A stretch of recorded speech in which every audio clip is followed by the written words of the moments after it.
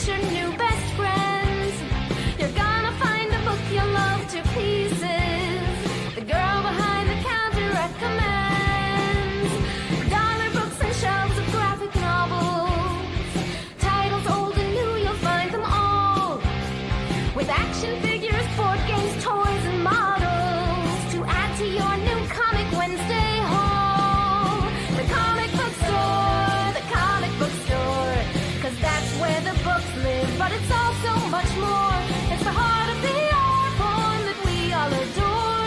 Your friendly neighborhood comic book store. How do you almost get to the Super Bowl and still lose to the Packers in the second game of the season? How does that happen? Because the Packers were good last year, and now they have the best defender in the NFL. I only caught the last part of the game, and I was only paying attention to the stuff I was betting on. So, explain how the fourth winningest team of last year, by virtue of getting almost through the Super Bowl, was undone by that particular change in the Packers roster. It wasn't just that particular change. They were bringing You just said it was. You just said it was. I said they were already good, and then there was extra pressure. Terry McLaurin had a hold in, so maybe they aren't quite up to stuff. I don't know, man. The Packers are good. The Commanders are good. Stuff happens. The Commanders still had the lamer name, but the better uniforms. I feel like if the Bills don't go all the way to the Super Bowl and win, there is no justice in the world. And what is the other line? Not that there's no crying in baseball. There'll be no joy in Mudville, or at least Buffalo. That is correct. Welcome to Football Talk with Evan Bevins. What's your team? You live in West Virginia, who don't have a team. So do you have to, is the law in West Virginia you have to pick between Ohio and Pennsylvania teams? Is that how that goes?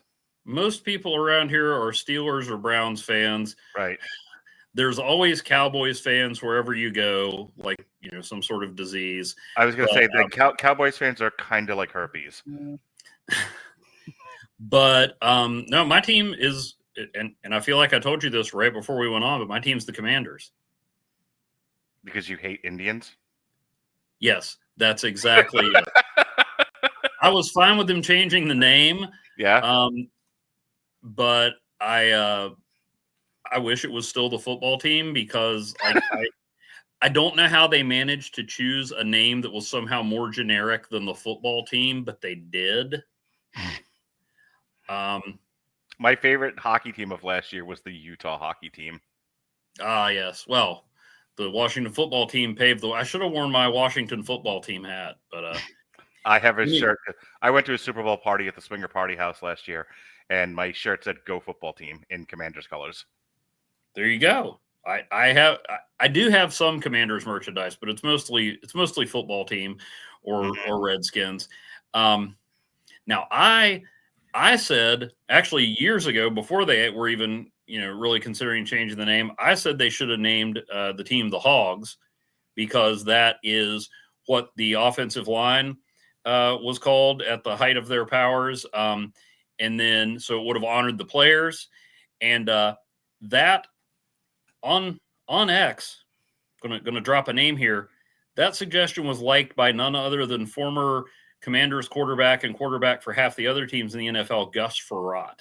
Oh, really? Okay. Yes, sir. The Washington Hogs, huh?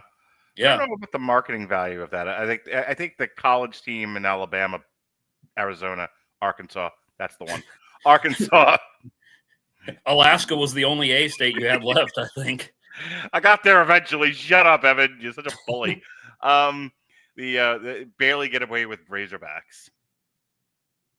Yeah, sounds cool. I mean, until you look up what a Razorback is. There's also a Marvel character named Razorback. Oh, look at you always bringing it back to comics like that's what we're supposed to be talking about. Who I believe is from Arkansas. So we're talking about Nimona tonight. And my question to you is, without saying you made me and it was on a list, What is the reason you wanted to talk about Nimona?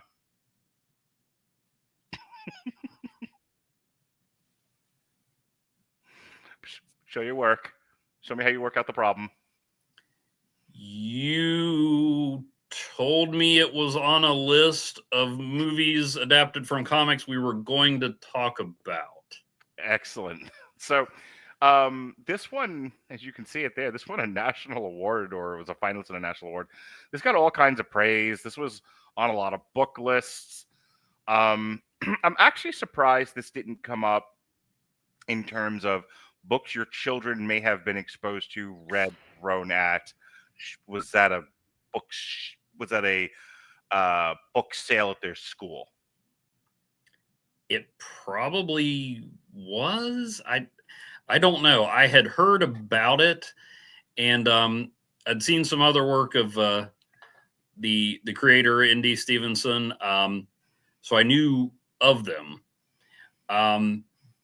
But yeah, I don't think I heard about it until it popped up on Netflix. Mm-hmm. And then for better or worse, and your mileage may vary, a lot of the talk wasn't necessarily about the story itself, but about some of the themes. What was it about, Evan Bevins of the Screaming Boy podcast? Please tell our friends what were the themes people objected to. Well, some people objected, some people celebrated. I believe I saw it advertised as a truly queer story, which we'll just get it out of the way now so everybody will know what an awful, awful person I am. Not my bag. I believe that there is a created order as dictated in the Bible about how the natural world works, and the Word of God, and so I am not on board with some of that. However, it needs to be said now more than ever, just because someone is gay or anything else, persecution, abuse, and killing, not okay. And that's not like a bold hot take, like, look how open-minded I am. No, that's just basic. That's just like bar. Hey, I'm not approved of this, but don't kill him. How about that? I mean, yeah, that's not a great thing. So yeah, there's parts of this that I didn't get as into, and that I disagreed with for reasons other than the craft, to put it in your terms.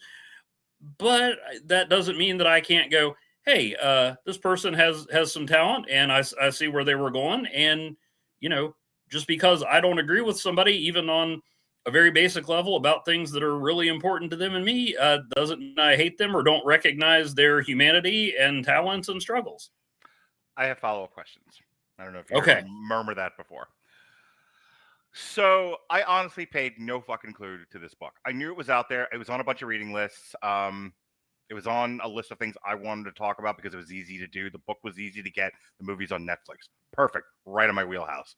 How queer this book was, not a clue. So when I put it on the list, it wasn't like, let me find gay shit to annoy Evan with.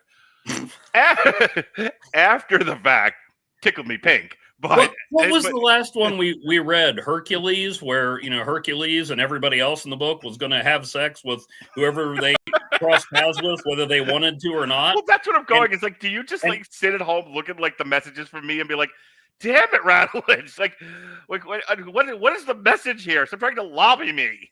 No, I didn't take it that way. I mean, My point is, if I'm going to read Hercules, if I'm going to have Gambit as one of my favorite X-Men who will, sleep with any woman that comes across his path or steal anything he can get his hands on, but I'm going to be like, hey, there's a guy in this book who is gay. I'm not putting up with that. And no, I didn't. I was like, well, let's read it and see if I have anything to say about it. All right, next month we're doing the Lumberjanes. How do you feel? No, I'm just kidding. So yeah, that's where I landed with this. Now, as I was reading the book, I'll get into like all the shopkeeping stuff that we have to talk about with these books in just a second. But I kind of just wanted to have fun with this for a minute. But I'm reading this book, and we all know Mark Radulich is a lover, not a fighter. And I'm reading this book, and it doesn't, like, the gay stuff doesn't bother me. It never has, it never will. However, I've become so sensitive to it in the following way, and only the following way. Everything I read now that is overtly gay, or even, like, covertly gay, all I can think about is, like, if it has any young audience at all, even a little bit, I'm like, how did the parents not freak the fuck out and try to burn this book? Like I'm reading Nimona, and I'm thinking to myself, like, didn't this get a whole bunch of awards, and, like, this was everywhere, and schools were promoting it and stuff? And, like, how did it not get it? Because it's so clear what it is. How did it not get to the parents, and the parents not, like, try to burn the school down? Like, why am I not seeing more of an online, like, get this gay shit out of here. You don't show gay shit to my kids. I mean, like everything else gets, you know what I mean? I wouldn't put it that strongly. I don't know. There's stuff that's a lot more overt, and it's not about anything else. Mm-hmm. I mean, and let's face it, I'm also the guy who came out of Starship Troopers going, those people were kind of like Nazis. How am I supposed to root for them? So sometimes stuff goes over my head. I thought Blackheart, the villain, was getting kind of flirty with that scientist lady. So it was, like, well into it where I'm like, that's what's going on. That was a lady? Wasn't it? The scientist with the boy haircut? With the glasses? Yeah. Thought she was. Well, you just, what, could be they, them. We don't know. It's the year of our Lord 2025, Evan. Don't put labels on people. It'll only get you in trouble. My point is that I mean, that wasn't the sum total of the story. So maybe that's it. I don't know. I mean, I didn't find much in it really objectionable. I was like, not really my thing. But I mean, I can't, if I disagree with a message, I can disagree with a message, but I can't say, well, they shouldn't make comics about this. Mm-hmm. Okay. So what if somebody makes a Christian comic that's not a punchline? Am I going to be like, oh no, that's too ideological? You can't share beliefs. I mean, that's what I always get, and I'm sure I've said it on here. I know I've said it on Jesse's podcast a million times, but people who are like, we need to keep the politics out of comics. Like, really? Like Captain America punching the head of a European nation that we weren't at war with in the face on the cover of his first issue. Keep politics out of the comics like that. I mean, one, what we call politics, yeah, there's a political component to it, but it's often deeply personal to people on all sides of the issue. Two, politics have been in comics. It's just that for a long time, you didn't disagree with them. Disagree with them. Don't read it. There's lots of things that I choose not to read or engage with because I disagree with it. What's that? And then I'd force you to talk about it on a podcast anyway. Well, but to say, like, well, don't express this ideology, disagree with the ideology, but don't say that people shouldn't unless you're going to be as angry about it when they agree with you. Well, I'm in agreement with you. I think what I was trying to get across was, like, I read the book, I watched the movie, I'm here talking about it with you. Clearly, I'm not the person I'm now afraid of. I'm thinking about that mass of people out there who make a stink out of stuff like this. Like, there's I don't want to get too much on a tangent. I really want to get into the stories, but there's a whole movement here in Florida, like, to ban books. Some of them, I can kind of see the point.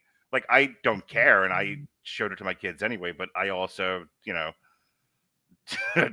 as you and others have pointed out, I've made some questionable content parenting decisions. But, like, I get, like, the one I'm talking about specifically is genderqueer. Like, that's on a bunch of banned book lists now. That's on a bunch of lists where they don't want that book in school. They don't want kids exposed to it. They don't want kids to have access to it in a library. I bought it for my daughter at a bookstore without even knowing what it was. for a variety of reasons.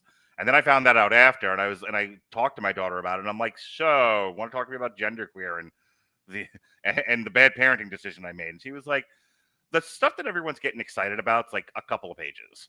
And the rest of it has nothing to do with any of that. And honestly, like my daughter being who she is, my daughter's like, and honestly, Dad, I saw it, I went, yuck, and I turned the page. And like just moved on. I didn't read it. It became kind of a flashpoint here. People were complaining about it being in an easily accessible part of the library here for Banned Book Week. And I mean, I skimmed through it. I don't think it ought to be on the general, like, just, hey kids, look at this, like really young kids. I mean, right up there with like the mandatory reading list, right up there with John Steinbeck and yeah. But the thing is, I mean, to me, there's a reasonable middle ground between banned books and burning books, and just let's use a little common sense. Like the one there was around Banned Book Week, I saw a post about the comic books that people most demand to be banned. And someone goes, League of Extraordinary Gentlemen, why is it on here? I just reread it. I can't imagine anybody finding anything objectionable in it. I'm like, really? The rape humor? The Invisible Man raping a child and it being played for laughs? You don't, like, I don't think League of Extraordinary Gentlemen should be banned. I don't think Alan Moore should be locked up. But yeah, maybe put that in a section for mature readers. I don't think that's... remember that, to be honest with you. You have a better memory about the League of Extraordinary Gentlemen than I do, and I've covered it at least twice. Well, at least I finished that one. I read the second one, regretted it, didn't even finish the third one. And do you know what it takes for me to just not finish something? I get that. But I mean, there's... I don't know. I think you can be reasonable about it. I also think you can... I mean, the example, what book I've never heard anybody demand that should be banned? Jaws. Okay. I read Jaws, I think in 6th grade, right before I went to the beach, which was not a good decision. But honestly, it's in terms of shark content, it's better to read the book than watch the movie, because I'd have to go back, but I believe I started counting the sharks in like 4 chapters of that book. Mm-hmm. And they talk about the shark some more in that book. But I remember from that book, the graphic description of the police chief's wife cheating on him. Nice. I should not have read in 6th grade. My mom didn't know what was in that book. She's like, oh, it's about a shark. Yeah, go for it. Oh, look at us comparing genderqueer to Jaws. I mean, my point is there's so much stuff in books that you don't know about. And you gotta, I don't think you ban things and burn things and vilify people. Yeah, I'm not going to be like, I'm not going to buy genderqueer for my kids. I'm not. And I don't think that it ought to be just right there with other things. But do I think a library is evil for caring? Well, let's wind this back to the original content. Would you let, knowing what you know now, your daughters being as old as they are currently, would you let one or both of them read Nimona if they wanted to? Yeah. Okay. It's, there's, to me, it's not the stuff that I object to is not the point of the story. It's not I know it's pretty obvious the message they're going for, but also the message of, hey, just because people are different, they shouldn't be feared and abused and killed is not.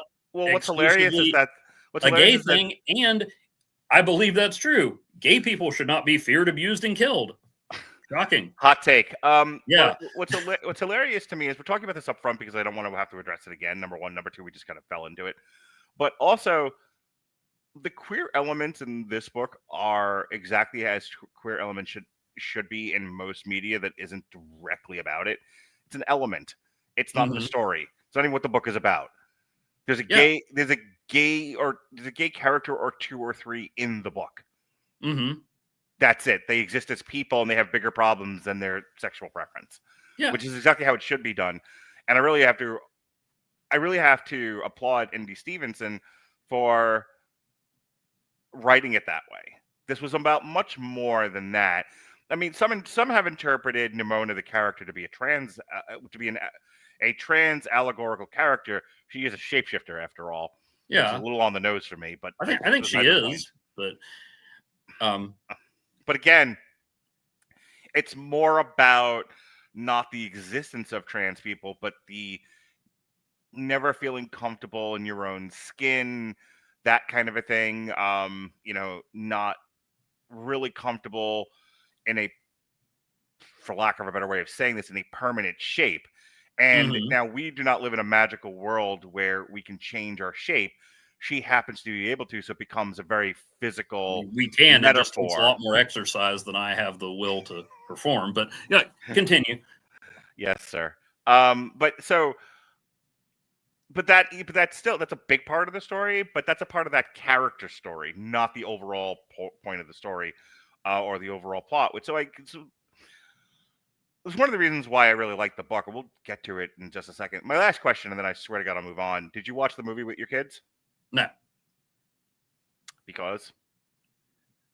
Well, mainly because I didn't know about what the level of content would be like. I did want to know, but I mean, my kids watch Stranger Things. There's gay characters in that. I don't know. I'm not trying to make this about how open-minded or terrible I am, or how, I mean, I've said how I feel. I don't hate anybody, Mark, not even you.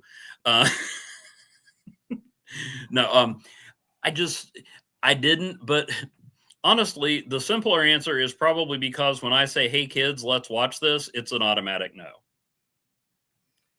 No matter the list. You have to be kind of like a cat, just be watching it and hope someone wanders into the room. Basically, and I've probably told this story here, but there was a time when my kids were younger where I was like, hey guys, why don't we watch Star Wars? No, don't want to. Right. And then finally one of them, I'll spare the lengthy story about how it happened. It's a good story. Actually, you can find that story on my blog, *51.blogspot.com, in a post titled The Real Star Wars, were the friends we made along the way. But once they did, I had to say, guys, we can watch things that aren't Star Wars once in a while. Okay. But despite that success, if I say, hey guys, let's watch this, it's usually a non-starter. I didn't watch it with my kids either. I have a much sillier reason. This isn't my week with my kids, and I needed to watch it before the show tonight. So I watch stuff when I need to watch it. I don't necessarily wait for my kids to be around to watch things. Yeah. I'm much more likely to watch something ahead of time because my girlfriend wants to watch it than my kids. So. Well, and there's also the fact that, at first I was late in doing this because I couldn't find the comic adaptation of Finding Nemo. And then I realized what you'd actually suggested. Okay. So let's get into what the fuck we're even talking about. That's the bit. Every time I pretend that I accidentally watched or read something other than what we were discussing. Yes, and then I pretend to be exhausted with you. This is our relationship. Do you hate anybody, Mark? Do you hate me? No, I don't hate anybody. I hate people who keep interrupting me. That's who I hate. Nimona is a science fiction fantasy graphic novel by American cartoonist ND Stevenson. He is an American cartoonist, animation producer. He's the creator, showrunner, and executive producer of the animated television series She-Ra and the Princess of Power. And now we have immediately lost Pat and anyone like him. She-Ra, Princess of Power. I covered every single season of that with dear friend of the show, Alexis Hana. Just don't go to her Facebook page currently. All right, so the story follows a title character, a shapeshifter who joins the disgraced knight Ballister Blackheart in his plan to destroy the over-controlling Institute. Blackheart's intent to operate under his code of ethics contrasts with Nimona's natural impulsivity. Stevenson began working on Nimona while attending the Maryland Institute College of Art, revisiting the character he created in high school. Stevenson published Nimona as a webcomic from 2012 to 2014, initially through Tumblr, developing the story and the art style as time progressed. The finished work ultimately doubled as his senior thesis. After an agent reached out to Stevenson, HarperCollins released Nimona in print form in 2015. It has been translated into at least 16 other languages and adapted into an audiobook. Nimona's accolades include an Eisner Award, a Sibelius Award, and a Cartoonist Studio Prize. Reviews and academic analysis have highlighted themes of queerness and fluidity of identity and how they oppose and subvert traditional controlling institutions and exclusionary systems. I didn't know that when I made Evan read this. So let me jump into this. So I really like the story. I liked it a lot, actually. It's one of the best, it's not quite as good as The Surrogate, but it's one of the better things we've read. I liked the idea of, because I'm a huge pro wrestling fan, there's this idea of they're faking a adversarial relationship between the Institute and Blackheart, and while he's really a good guy who has been framed and hurt and all kinds of stuff, he's portrayed as this over-the-top comic-y villain. And then sort of the Golden Loin, he is portrayed as this over-the-top heroic figure, but he is deeply flawed, and it's all it's all a lot of pomp and circumstance, and it's all going reasonably well. The bad guy does a thing, the good guys do a thing, and we are around and around in a circle. And then Nimona, who is the disruptor, comes along and she says, well, I'm a bad guy too, and I want to be a sidekick. She doesn't have to be a sidekick. She can just be a terrifying monster. Yeah. But she chooses this role. She's the most capable character for creating mayhem in the story. Like if Jesus walks amongst us and he was like, I would just like to be an altar boy. I have no desire for power here. You're fucking Jesus, though. You mean if Jesus, didn't want people making him a king and washed his disciples' feet and things like that? That's the one. Yes. I don't know where you got that from, but yes. Anywho.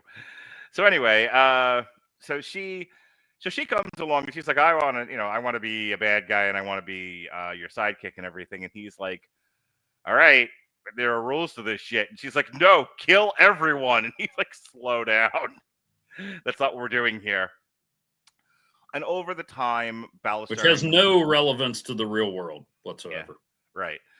I don't know what recent event from this past week you could possibly be referring to. Well, we were talking about the Packers and Commanders game, right? That is also true. It's a weird podcast. Anyway, over the course of the book, more and more, it turns out as always, the Institute is the evil thing. There's a lot, there was a relationship between Golden Loin and Ballister. We learn more about Nimona over time. Yeah, I had to get some notes from ChatGPT on this. I was a little confused towards the end as to what exactly she was. But at the end of the day, Nimona and Ballister form this really nice relationship. And she becomes a little bit more human. He ends up becoming redeemed, I guess. And there's a lot of nice lessons here about, corruption of institutions, trying, to bring things back to the people, that sort of thing. Like I said, I really liked the way the book plays out. As simple as the art is, I actually really enjoyed the art. I thought it lended itself well to the fantasy aspect of it. I'll take a breath so that you can jump in here. What'd you think of the book? I thought it was pretty good. I liked the some of the stuff I read about it. It noted how the story and the art kind of evolved as Stevenson, honed his craft. But part of what I thought was interesting is it starts out, as so many of these we talk about, even the ones we don't think work so well, as just like a great pitch. Like, okay, this chaotic shapeshifter really wants to become a henchman to a villain, and kind of throws things off kilter. It's simple, and just a lot of the comedy comes from that, and then later a lot of the drama comes from that too. And Blackheart at the start is like one of these old school comic book villains where, well, yeah, they're bad guys, but they got standards. There's a famous Captain America Batman crossover where the Joker is working with the Red Skull, and then he's like, wait a minute, you're a Nazi? Even I don't work with Nazis. Now, that's great. Nowadays, the way the Joker's written, there are probably Nazis who are like, oh, dude, dial it back a little. But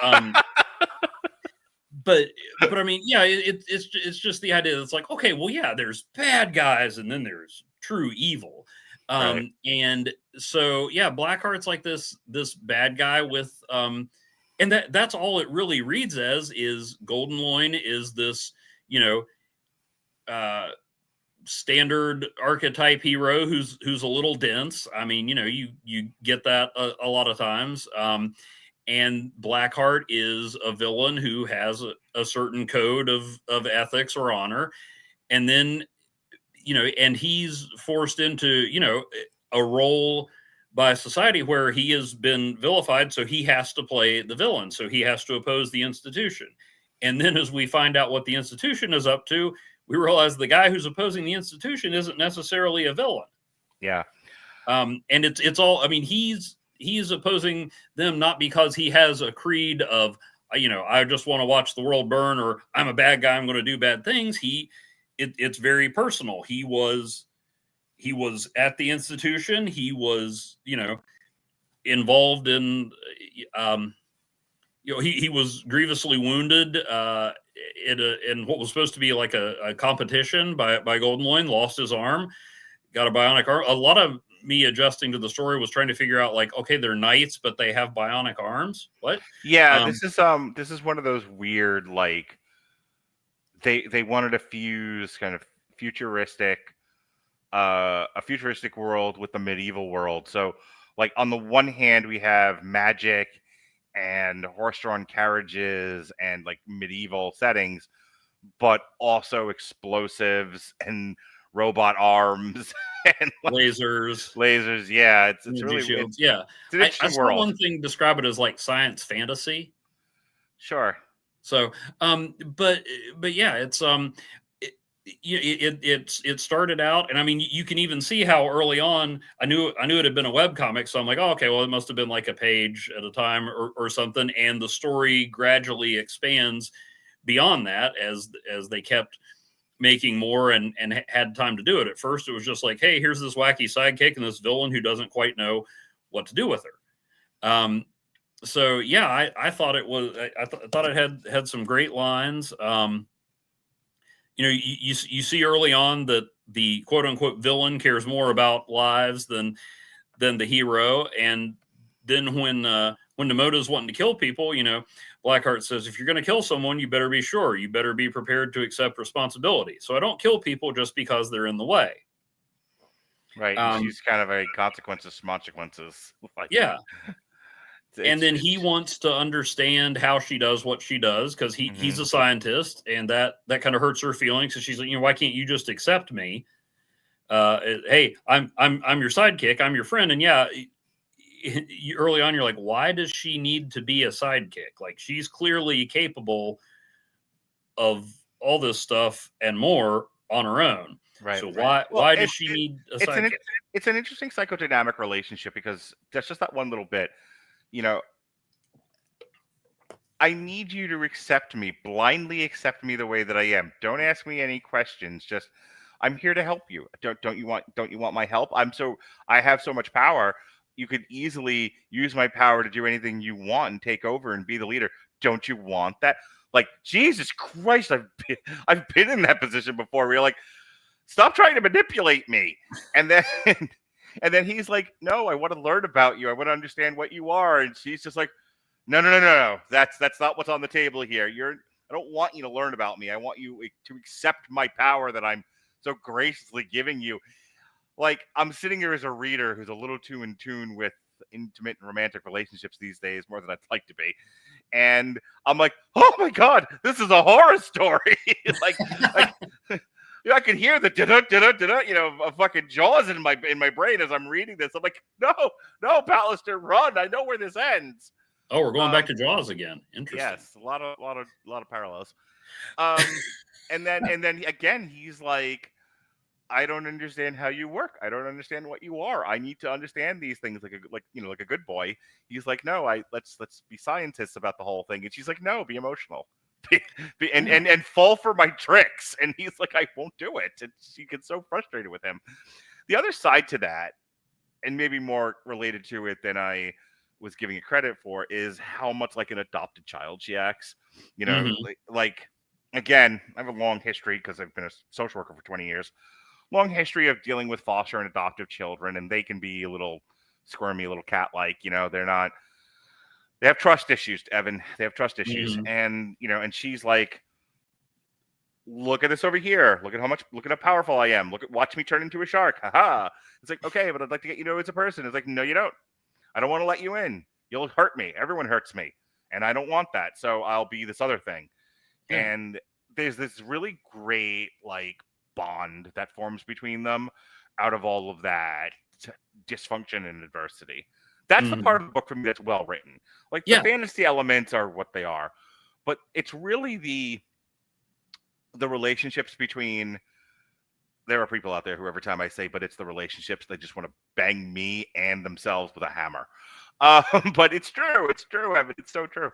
Like the real richness of the book comes out of the relationships between her and him, Ballister and Nimona, and between Ballister and Golden Loin. Yeah. I mean, that's the answer to what she can give him that she can't. I mean, what he can give her that she can't get on her own is someone to care about her and Right. somewhere to belong. And you know, again, that's a universal concept. That's not, you know, by, you know, belonging to just one minority group or anything like that. Everybody's felt, you know, like they didn't belong somewhere, like people didn't understand them. And um so yeah, I thought that was really interesting. And he, you know, at first he doesn't want anything to do with her. Then he's like, okay, well, you can help me do what I want to. And yeah, he wants to know about her, but he's genuinely concerned about her and who she is and how she feels and things like that. Whereas the institution's just this machine to maintain the status quo, and Golden Loin's the hero because he fits the part right then. And Blackheart is the villain they needed. And that's it. And somehow as Blackheart starts doing this stuff, people start gravitating toward him because it's like, hey, he isn't just he's about disrupting the machine that messes with our lives or doesn't give a crap about us. The other thing I thought was interesting, it reminded me of a TikTok I saw recently where the gimmicky structure of the TikTok is, do you remember? And it's yet another person talking to themselves in different aspects. So you have one girl yelling into a room and another girl on the toilet, which is how I like to have most of my conversations. I I'm on find the it toilet right now. good. My girlfriend asked me on Thursday, she was like, can I be naked on the podcast? And I was like, well, you're going to get me kicked off of YouTube. So no. She was like, well, what if I keep the camera above my tits? And I'm like, that's fine. But if it slips, I'm going to be in trouble. So just be clear what we're doing. Anyway, so if I'm all for podcast on the toilet.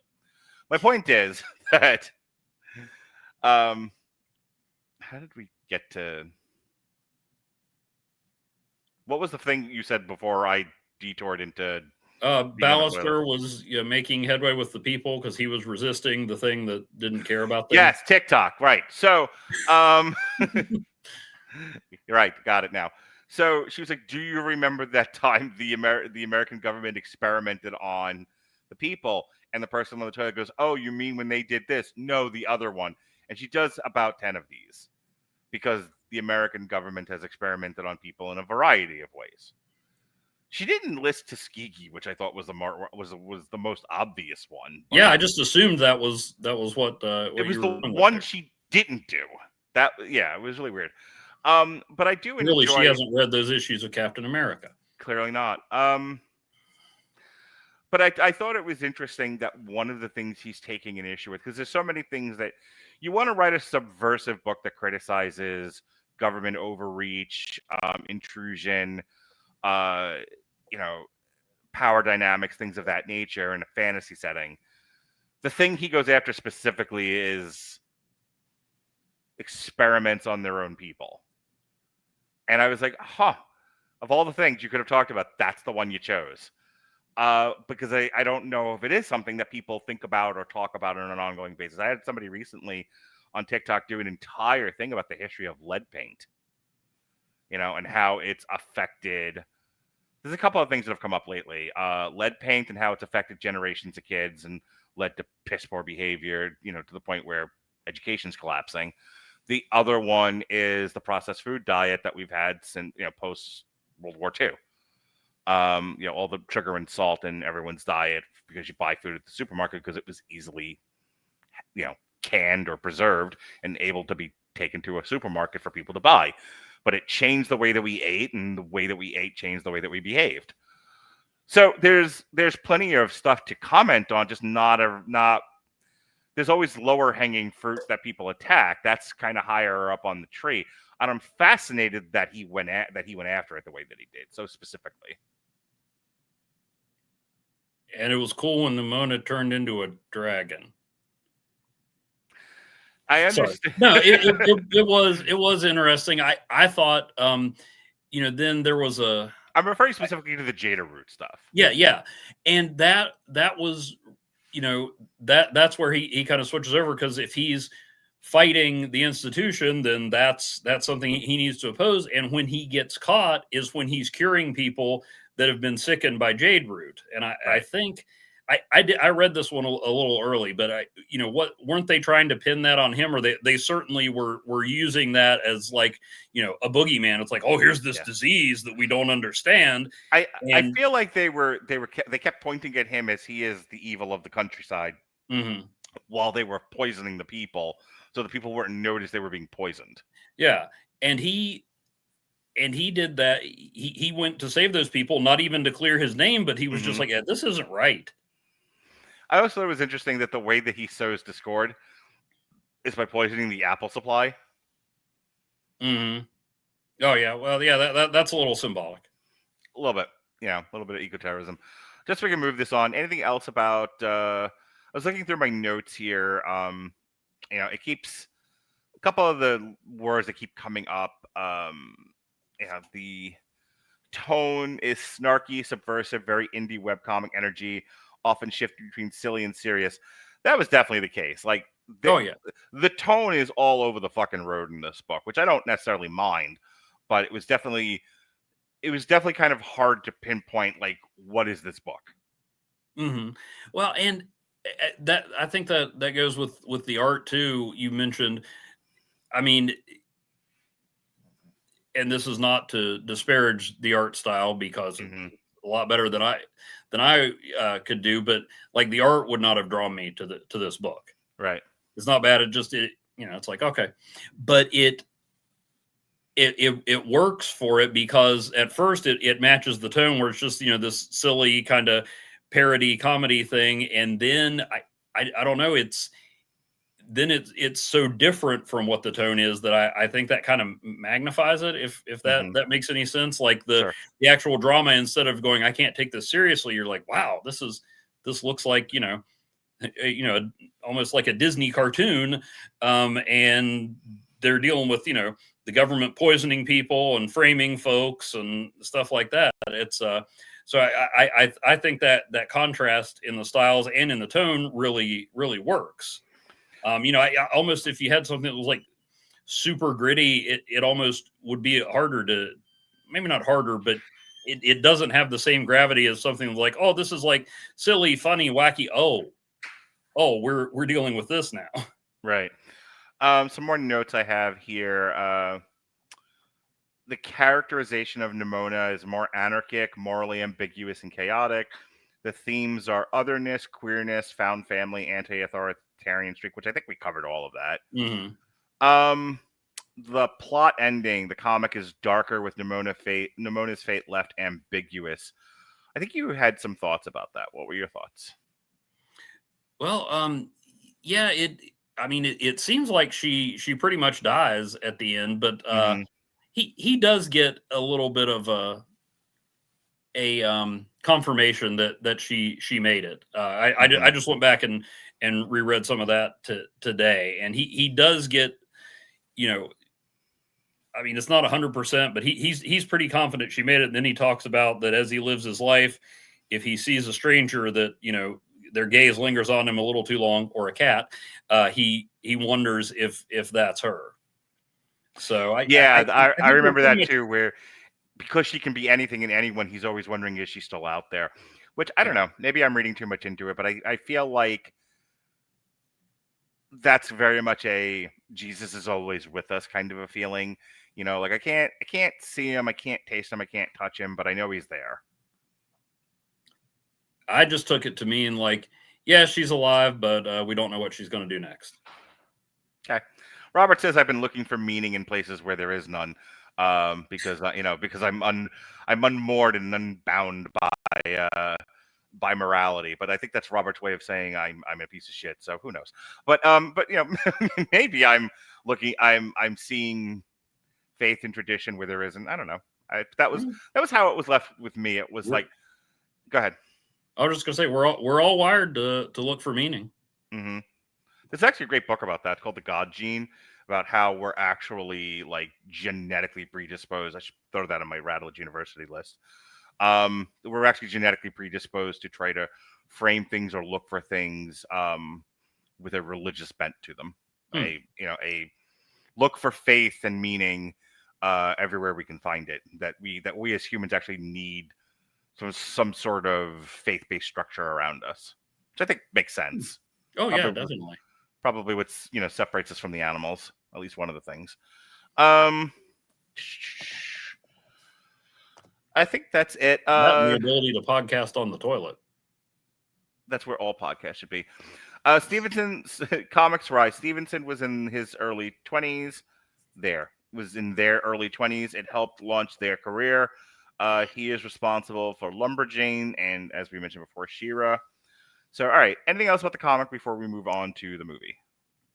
No, I think we covered it. Nimona is a 2023 American animated science fantasy action adventure film directed by Nick Bruno and Troy Quane. They are responsible for a lot, but most recently, they directed Spies in Disguise, which was from 2019. They are credited as storyboard artists for Ferdinand, Ice Age Collision Course, the Peanuts movie, which we reviewed on here, Hotel Transylvania. They were animators on Curious George, 8 Crazy Nights, Osmosis Jones, Titan AE, the Tigger movie, Mickey's Once Upon a Christmas, Pocahontas 2, Journey to a New World, and Beauty and the Beast, The Enchanted Christmas. But you started that list with Birdman? Like Harvey Birdman or Michael Keaton Birdman? I said Ferdinand. Oh, okay. All right. Wow. Yeesh. Enunciate, Mark. Whatever. From a screenplay by Robert L. Baird and Lloyd Taylor, based on the 2015 graphic novel of the same name. Set in a medieval futuristic kingdom. This thing was a graphic novel? This film features Evan Bevins' favorite actress, Chloe Grace Moretz, as the eponymous shape-shifting character. Yes. Where her cavalcade of awards for Shadow in the Cloud was, I don't know. Honestly, when I read who was in this, I was like, I'm so glad Evan and I are talking about this so we can revisit that masterpiece, Shadow in the Clouds. Look, I'm not saying it was a masterpiece. I'm just saying I have had very few cinematic experiences like that. Are. If you could do an on trial just to revisit Shadow in the Clouds, you would. You totally would. Absolutely. Oh, I've already thought of like 2 other people I can say, hey, you should do a podcast episode about this. Uh-huh. Do you still have pictures of Chloe Grace Moretz all over your bedroom? No. You took them I got to look up how old she is to see how creepy what you just said was. She's of adult age, Evan. Get a hold of yourself. My goodness. Yeah, but I'm a lot more of an adult, chronologically speaking. Maturity-wise, I'm sure she passed me years ago. As long as she's over the age of 18, age ain't nothing but a number. You're so silly, Evan. All right. Moving on. And Riz Ahmed, honestly, besides this and Shadow in the Cloud, I don't think I've watched a lot of stuff with her in it. I mean, Shadow in the Cloud was just the perfect storm of a movie.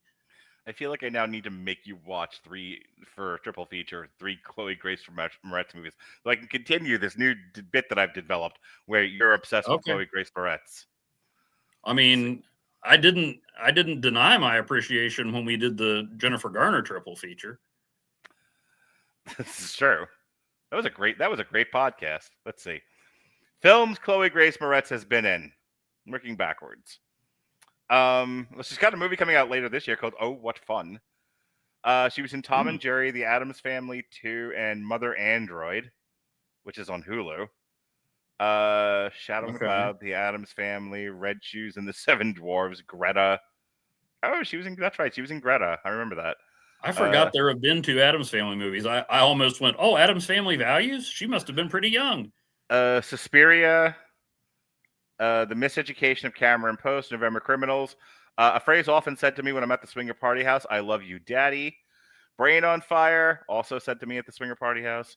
Neighbors 2, Sorority Rising, The Fifth Wave, Dark Places, The Tale of Princess Kaguya. The Equalizer. Let's see, Clouds of Sils Maria. Carrie, Kick-Ass 2. Gotcha. Wow, she's been in a lot of shit, man.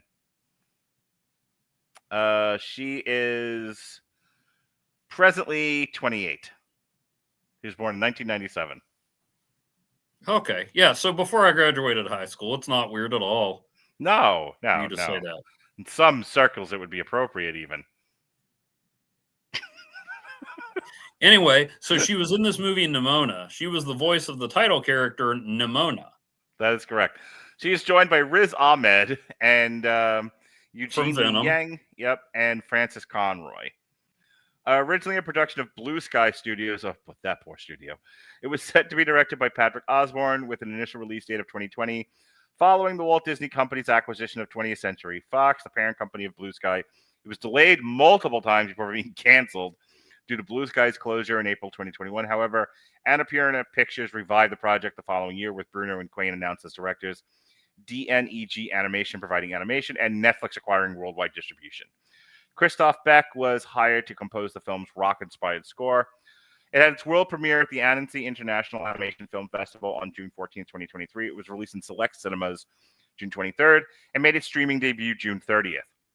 The film received critical acclaim and was nominated for Best Animated Feature at the Critics' Choice, Annie Awards, and Academy Awards. Interesting. So there are some interesting notes about this movie before we get into some other bits.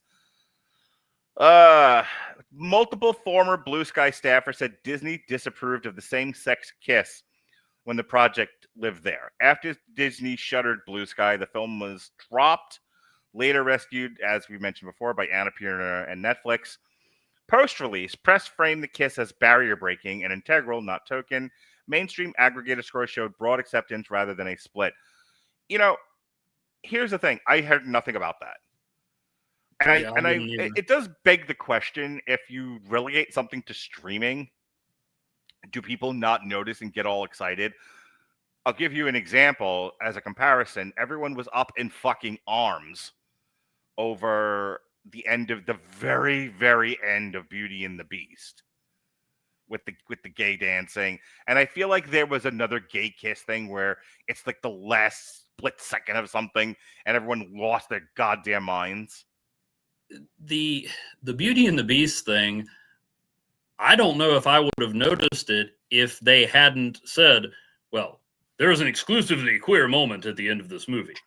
Right, in bright, flashing, friendly letters. I mean, that, it's... I'll be honest with you, I didn't notice. It was like, I didn't even notice it until somebody had to point it out to me, and I'm like, there was? Yeah, so, I mean, to me, they were trying to score points with it. And yes, the reaction was disproportionate to what actually happened. But I mean, then again, they wanted to highlight that. And I mean, again, we covered this at the top of it. That's not something I think needs to be in a kid's movie. But at the same time, I understand why people would want it. So I mean, why some people would want it, and yeah, it wasn't anything over the top. I mean, I feel like we'd seen scenes like that before, like years and years before, and it was played for laughs. And this time, someone's like, no, this is really significant. One movie I'm thinking of was Pixar's Lightyear, and to double down, and as if to double down on it, then there was Strange World, and so that one was a situation where it was like overtly queer, like out of its way, and it was soundly rejected. It was one of the contributing factors to Disney doing a complete about face on queer representation on film. But prior to that was Lightyear, where you had not the main character, but a secondary character who was in a gay relationship. And again, it was another example of like parents like, I don't care that this exists, but stop putting it in the movie that you expect me to bring my kids to. And Disney going, no, shove it in everyone's face. And everyone going, fine, shove it in my face. We will turn our back to you and not watch your movies anymore. And they were like, wait, we've made so little money this year. Come back. Yeah. They're like, no. Well, the one that I thought of where I noticed it but didn't think much of it and had more problems with another part of it was the League of Super Pets, which I think I read somewhere. There's like, there's a gay couple and it's like two guys in a park. You know, it's like, I mean, it's like, okay, you put it in there on purpose. Once I don't know. Again. But what bothered me about that was that they went out of their way for Crypto to say, oh yeah, when Lois spends the night at the apartment. And I'm like, what does that have to do with anything? Why do you need to have that in a kid's movie? Yeah. My point is, I get people may disagree with me on that too, but it's no one got up in arms about Nimona. I looked for controversy about this movie. I couldn't find anything. So maybe on some Reddit board or some parent site, they're just like, don't show your kids Nimona. But I feel like, again, it wasn't Cuties either, where Netflix was like, look, young children, look at how scantily clad and gyrating they are. Here's a big poster of it, in case you miss it.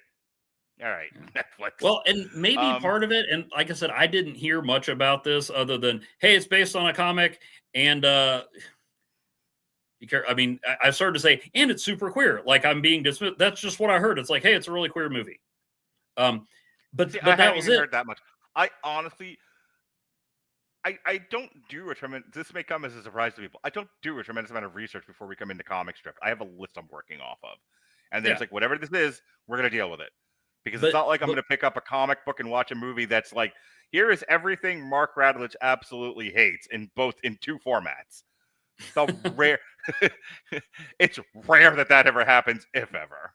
But as far as why there wasn't much backlash, what I was starting to say before I derailed my own train of thought was maybe because it was like from the jump that was part of it. It wasn't something where people were like, oh, this is something totally different. And then, hey, here's our fucking animated studio. Make it gayer!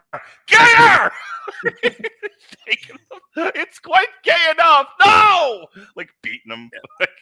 I mean, but I think maybe that's what it is because that was part of it from the beginning, maybe. I don't know. I mean, yeah. I think because it got buried on Netflix, like. But just being on Netflix isn't enough to bury something. I mean, look at Stranger Things. No, what I'm saying is like, it's because Netflix doesn't put a lot into necessarily publicizing things.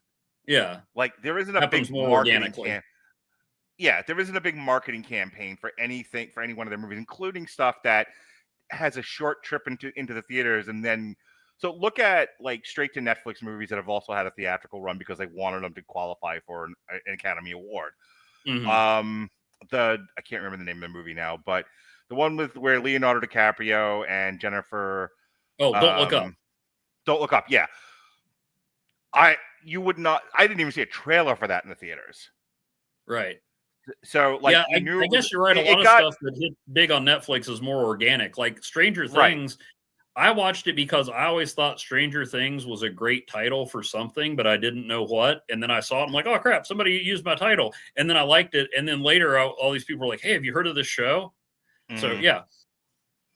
So that's what I'm saying. Like, because the last thing that Netflix really pushed and got in trouble for, it's like, it's really quick, and then we'll get into the movie.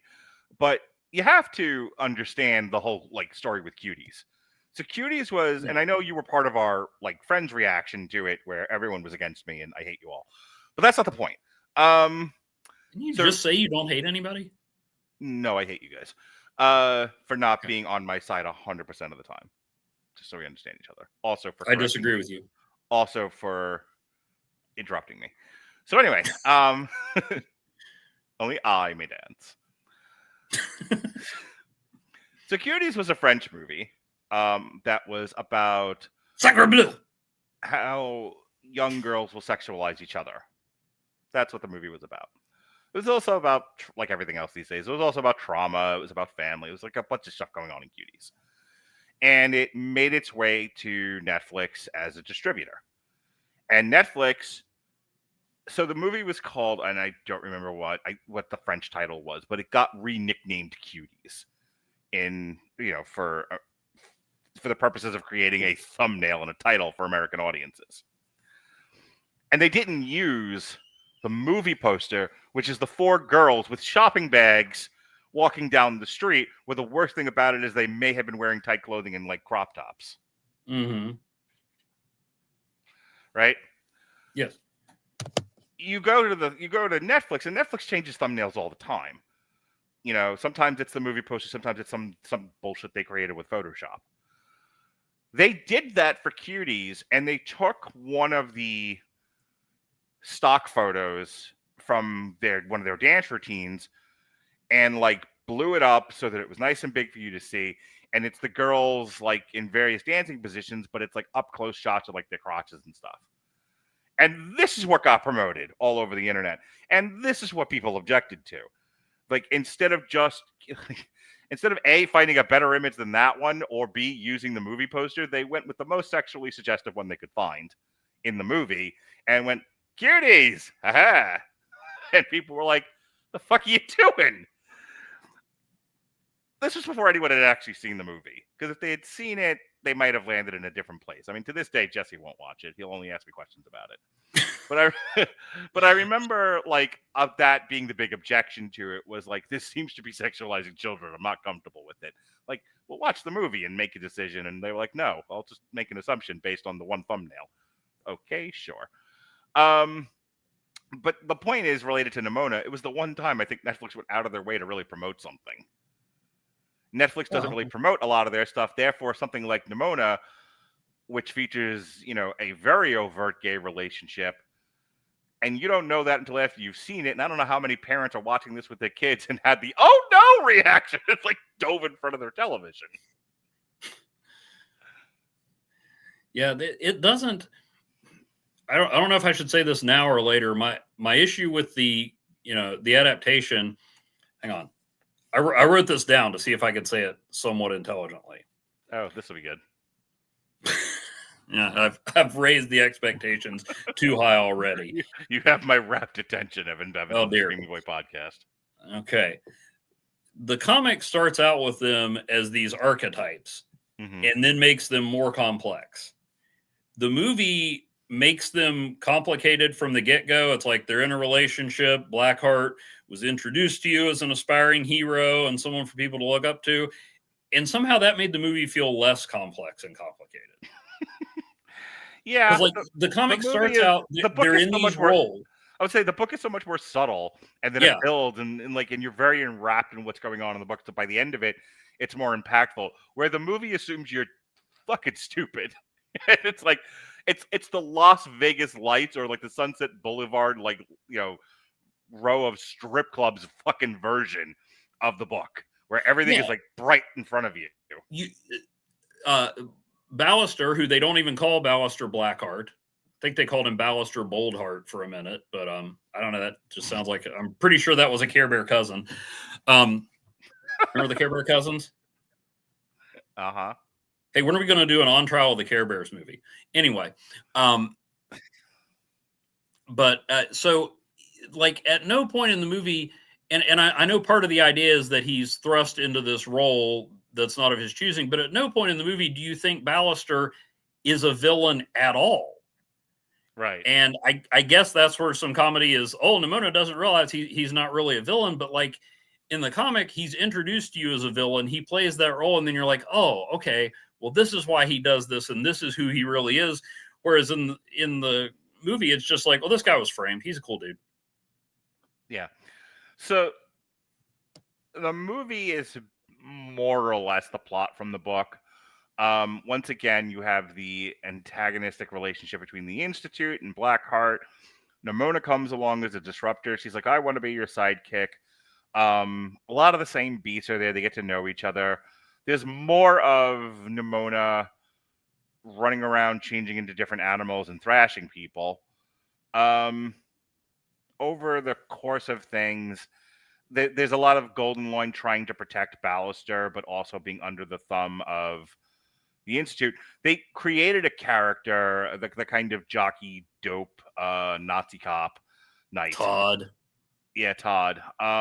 Which on the one hand was the funniest character in the movie, on the other hand annoyed the piss out of me and was like, again, do we not think subtlety is a thing? It's like, this is for kids. These kids are going to watch this on Netflix, kids and family. So let's make sure we have an overtly stupid and evil character in here. Something everyone can readily identify with, because there is, having people pay attention to the subtle relationship between Golden Loin and Ballister will not be enough. There's a subplot, I guess, about Ballister being framed for the killing of, I think, the king, and now there's an evil queen, and yada yada yada. This also ends with Queen. Yeah, this also ends with Nimona making a sacrifice and bringing down the town. And it's assumed that Nimona is dead, but in the very last scene of the movie, spoilers, he hears her voice, and he was like, "Oh my god!" Or he says, "Holy shit!" is what he says at the end. Holy shit! He says, "Holy shit!" Yeah, Avengers. And so it's implied that she lived, and and now they plan on doing more of these. Though I don't know. It's been 2 years. I have not heard of any more Nimona stories, and we have a. I don't know if you know, we had an election a few months ago that changed the perception and of things to where there might not be as much acceptance of certain kinds of stories anymore. Well, this would not be the first time that Netflix has promised more content that they didn't deliver. Yes. So, someone beats Zack Snyder with a carp. They hear they're not good for eating, and they're getting really fat, and they're widely available. So if you can get a carp and bash Zack Snyder over the head with it, that'd be fantastic. So he stops doing content for Netflix. Oh, I don't know, man. I hear any day now the Snyderverse is going to come back. Ugh, please stop. All right, your thoughts on the movie, sir? I do not want the Snyderverse to come back, by the way. Nobody does. Just want that on the record. So yeah, Golden Loin was another one. I didn't find him. I mean, yeah, I guess he's less of a punchline. Well, he's not a punchline in this. I guess Todd gets some of that. Yeah, he gets all of it. Golden Loin in the comic was more Todd than Golden Loin in the movie.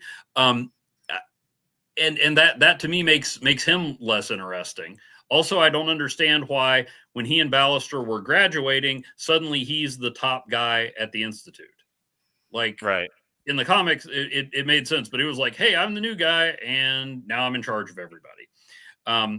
But that's just a minor quibble. But yeah, he wasn't as interesting, because it was like, oh, he is doing this because he has to. Right. Whereas in the comic, you're like, this guy is a total idiot. And then, oh no, wait, here's why. I don't know. It felt like you discovered more. And in the movie, it's just like, this is this person. This is that person. Wacky shape-shifting hijinks ensue. I did not find it as interesting. Also, going back and refreshing my memory on the comic, I mean, Nimona has a much more heroic sacrifice in the movie, and I liked it. I liked the idea that, hey, someone, just because they have done bad or whatever, they can still recognize the right thing to do. I liked that idea. But in the comic, Blackheart tries to have mercy on her just because he cares about her, but she's just killing people left and right. And even though the director of the Institute is a bad person, like, Nimona is not warm and cuddly by the end, which I think makes it more interesting. Where, well, she's bad, but it's really just mischievous, and in the end, she's a hero. Like I said, I like that. I like the idea of people, who have made mistakes, doing good things, and kind of redeeming themselves. But I don't know. I just found the characters a lot more three-dimensional and complex in the comic, even though they started out as very much these archetypes, and that's where a lot of the comedy came from. I loved the animation style. This is a gorgeous looking movie, and I normally say that for stuff that's like, more of the computer animated, explicitly computer animated kind, the kind that Pixar was known for, and a lot of like the photorealistic stuff. Mhm. So like the last couple of years, Moana, The Good Dinosaur, stuff that shows like the natural beauty of the world. The Wild Robot, and actually I think this animation style is, if not the same, very close to the way the Wild Robot was, and I gushed about that animation style. This is I don't know if I love the concept of futuristic medieval. It feels like that's the kind of thing a child comes up with, which again, it's a child's movie, so maybe that works. It's like I like robots. I also like knights. Great, do both. All right. Well, at least it distinguishes it from feeling like just another future movie or just another sword and sorcery movie. Yeah, it's fine. This isn't me raising like serious objections to it, but the animation style, like I said, I love how crisp it looks, how very angular, without looking necessarily like a Picasso. Everything is very sharp.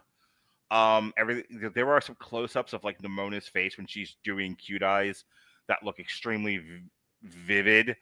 I liked a lot of that. The choice, because it's doing an animated movie as opposed to a graphic novel, of turning her into pink animals and having them run around bashing into things. Like there's a lot of sequences of her rapidly changing into different animals with Ballister like on her back and stuff. That's the one I'm mostly referring to. That all looked fun. There's a line in here about her being a unicorn. It's like, it's a rhinoceros. What's wrong with you? That all worked. I think Chloe Grace Moretz's voice performance works really, really well here. Everyone else is fine. It's kind of bog standard. But I actually think Chloe Grace Moretz does an exceptionally good job voicing this character and really giving her more depth than what was written on the page. There's notes in here about, again, because the movie assumes you're dopes. They really made the queer relationship between Ballister and Ambrosius.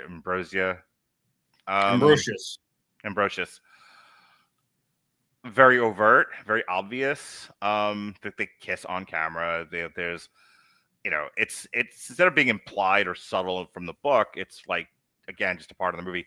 And getting away from 90% of what this podcast seems to have been about, I looked at it and I just by myself, I was like, it's just two characters who have a relationship, and I didn't react to it beyond that.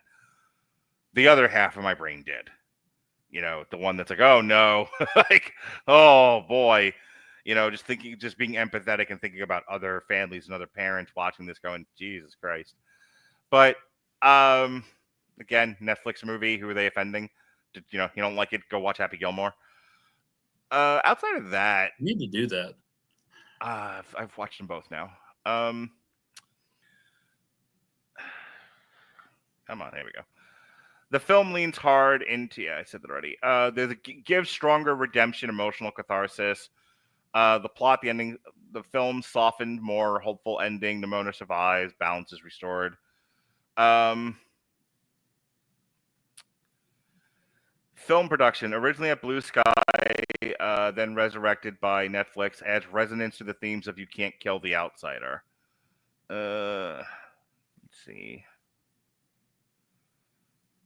So, Rotten Tomatoes is 92% critic rating versus 90% audience. So, pretty, despite all of our hemming and hawing, pretty well received overall.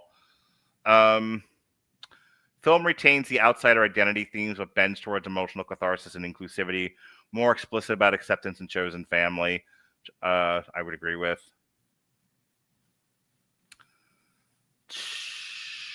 Trying to see if there's anything we haven't already talked about. Nimona's backstory and characterization. The film adds clarity and vulnerability, making the trauma explicit, tweaks the origin story beats while preserving the idea that Nimona deflects and myth makes. The film's hopeful arc and explicit romance broaden accessibility without abandoning the outsider allegory. Stevenson pushed to keep Nimona's essence intact while allowing different medium needs. They went out of their way to make,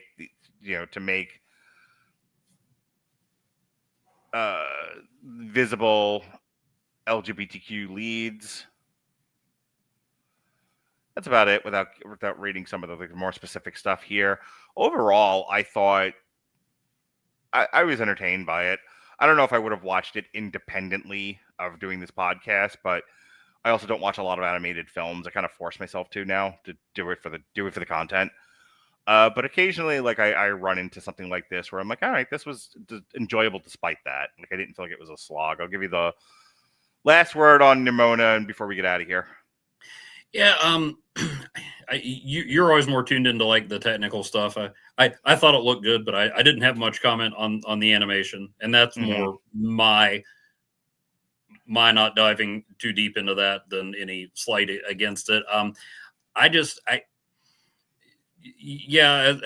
we've stated, there was probably a handicap with me on this one, but that didn't stop me from appreciating the stuff in the comic. I found the comic to be a lot more compelling. I mean, the movie was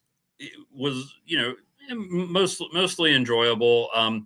For some reason, and this may be unfair, but my brain kept going like, oh, this is Moana but pink, with a lot of the shape shifting.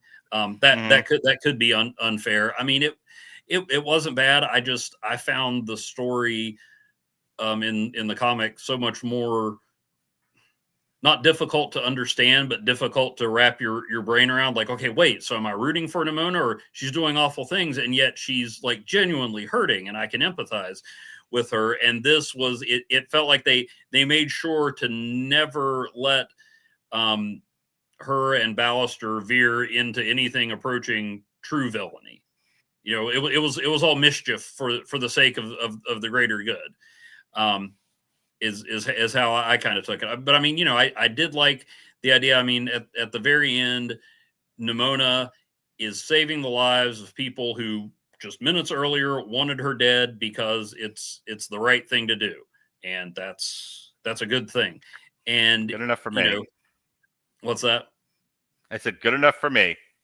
Yeah, it's I mean, and it's the argument. I haven't mentioned Squirrel Girl yet, but I keep wanting to post some panels from Squirrel Girl where a powerful ally offers to solve all her problems by killing her greatest nemesis, and she explains, "No, that's not how I do things. If you kill someone, they can't change." So if Nimona had died, she wouldn't have been there to save those people's lives. So I did like that. I like the way it wrapped up. Her like massive dragon form I thought was really cool looking. I agree. Not, I said some of the shape shifting made me think of Moana. That didn't make me think of anything. That was a really cool way to portray that and really portray the otherness and the frighteningness of her. Kind of reminded me of Godzilla. Yeah, maybe a little. Sorry, I had to refrain from my Bryan Cranston Godzilla joke that I always rely on.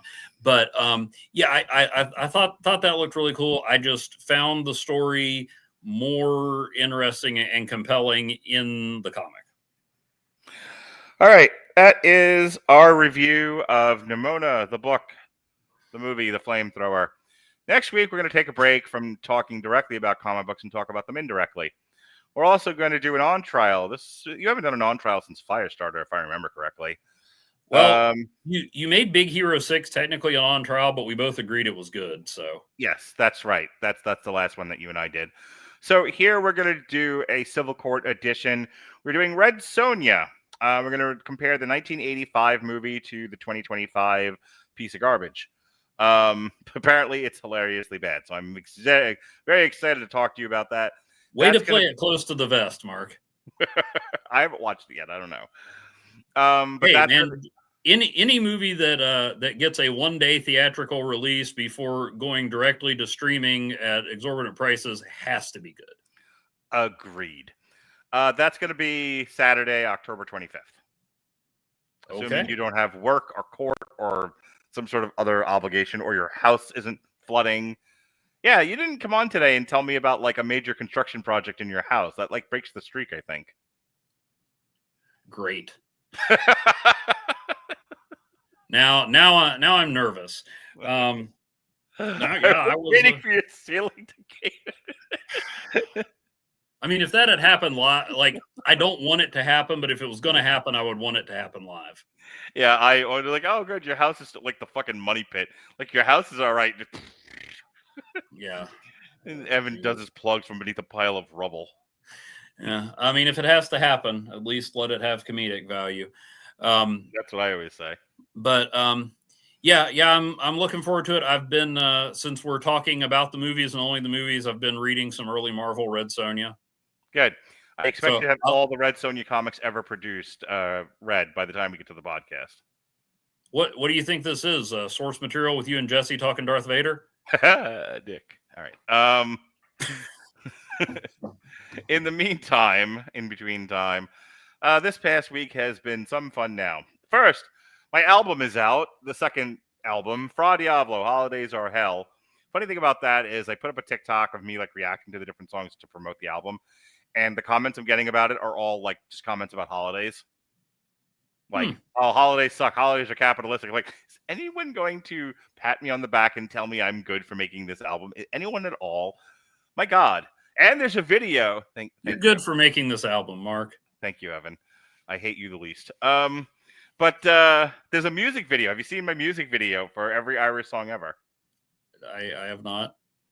I go back to hating you the most. Anyway, it's on YouTube. It's on TikTok. It's on wherever you find music videos. It's a hilarious one. I did it all with AI, and it looks it. It absolutely looks every bit done by AI. Not even a little bit done by human hands. Okay. Anyway, so check that out. Has Jesse replaced you with a Terminator? Is that what's going on? God, I hope he does soon. Anyway, speaking of Jesse, we did a triple feature last Sunday for Predator, Killer of Killers, The Witcher, Sirens of the Deep, and Love Me, which is like my new favorite movie ever. Then Robert and I did another triple feature, because I am a glutton for punishment, of Queen of the Ring, F1, and Magazine Dreams. Thursday, myself and my girlfriend, Erica, we did an on trial for Steel Magnolias, because I always give the women what they want. You know what I mean, Evan? Oh, yeah. Tomorrow. Sorry, I'm just thinking back to, I remember seeing Steel Magnolias as a play. Yes. Then they did the movie, and there were no metal flowers, and I was disappointed. Sunday, we are Jesse and I are going to read Day Tripper. I should go get my hair cut. I'm a little tired. We're going to read Day Tripper and talk about it. Monday, myself and Jesse and Mick will be talking Happy Gilmore 2, Heads of State, and the Thursday Murder Club, as we continue to catch up on all the movies we did not review earlier this year. Tuesday, Alexis and Robert will be reviewing The Long Walk, a Stephen King adaptation, and then Alexis is doing double duty, and Jesse, like this third podcast of the week, they'll be reviewing Stranger Things Season 2. On Thursday, myself, David Wright, and Kathleen Scott will be reviewing Star Trek Strange New Worlds Season 3, and for the love of God, I think then we're done.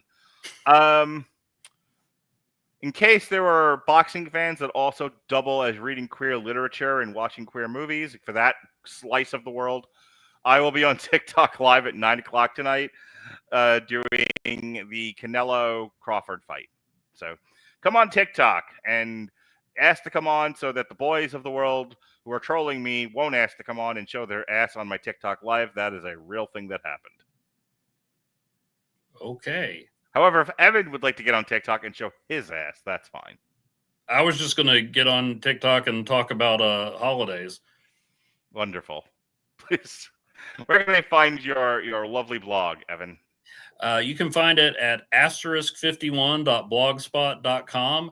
I talk a lot about movies and comics on there. Let's see, I think with Marvel and DC finally playing nice again and about to give us, unfortunately, just a Batman and Deadpool crossover. But that's the title. There's other stuff on the undercard that looks compelling.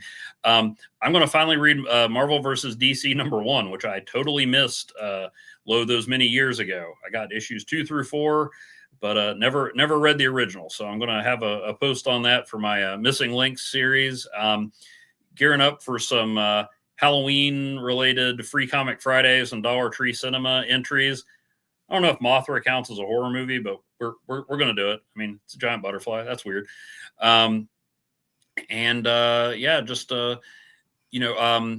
Let's see. With football season starting, I did recently write about Web of Spider-Man #34, where Spider-Man joins a Sandlot football game, where unbeknownst to him, the Watcher's life hangs in the balance, as sometimes happens. And if you are also part of the Venn diagram that likes comics and superheroes, I have read and reviewed the complete run of NFL Super Pro. Nice. So check that out. It's whatever you think of it, I'm glad it exists. Who are you betting on tomorrow? Oh, man, I don't know enough about this stuff. I don't put money on things like that. But I am in first place in the Pick'em group with Jesse Starcher. Oh, very good. Okay. So you just like stand in your living room in a cheerleading outfit and like cheer at the TV? Rah, rah, rah, my team? Not usually a cheerleading outfit. I have annoyed my children by reacting to certain Commanders plays. Okay. There you go. And I have like 46 fantasy teams. Oh, okay. There it is. There's the weirdness. I was playing fantasy football before it was cool. Okay. You're the original Green Day fan. All right, folks. With that said, before anybody was doing this online, I found a book at a bargain book outlet in North Carolina that told you how to play fantasy football, but they didn't account for yards or anything else. So it was just touchdowns and field goals. And I did the stats myself and ran that league for 4 or 5 years in school using a spreadsheet program. But it wasn't until I got to college that I found out that it would do the math for you. Amazing. Well, folks, that's Evan Bevins. I have to go grocery shopping with my girlfriend. Be well, be safe, and behave.